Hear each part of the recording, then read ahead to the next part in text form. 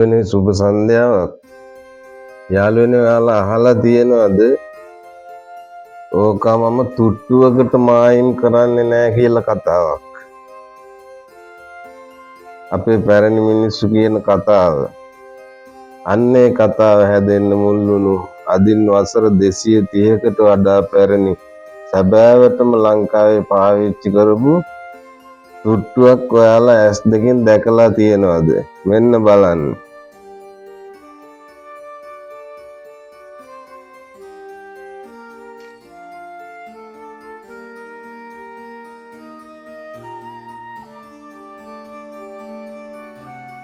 මේ මගේ අතේ තියෙන්නේ ලංකාවේ මුහුදුබඩ පළාත් ලන්දේසින් පාලනය කරපු කාලේ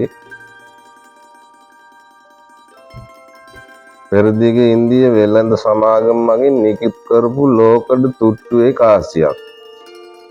මේ කාසිය දිහා හොඳට බැලුවොත් ඔයාලට පේන්නේ මැදින් ලොකුවට VOC කියන ඉංග්‍රීසි අකුරු තුන එකට බැඳිලා තියෙනවා.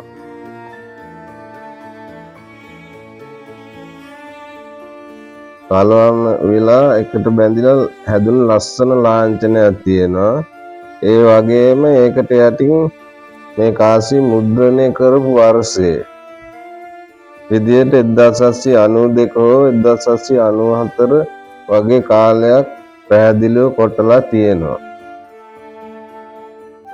ඔයාලට කැමරාවෙන් පොඩ්ඩක් පේනවා අපහදලිය ඇති. මම ෆොටෝ දෙකක් වීඩියෝ අන්තිමටම දාන්නම්.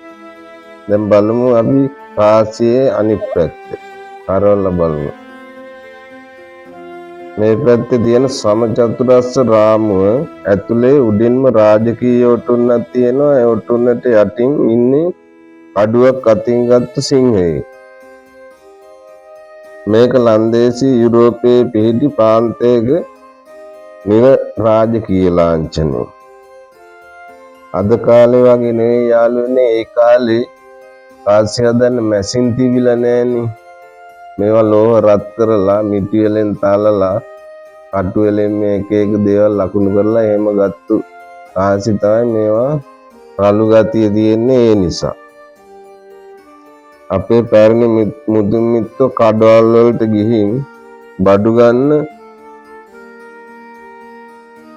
පාවිච්චි කරපු මේ තුට්ටුව කියන්නේ ඒ කාලේ අපූර්ව ඉතිහාසය. බලන්න ඔයාලත් මේ වගේව දැකලා තියෙනවා නම් වීඩියෝ එක යටින් කමෙන්ට් කරගෙන යන්න.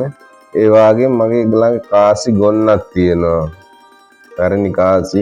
ඒවා එකින් එක මං වීඩියෝ දානවා. මේ අධ්‍යාපනය ලබන දරුවන්ට මේවා ගොඩාක් වැදගත් වෙනවා.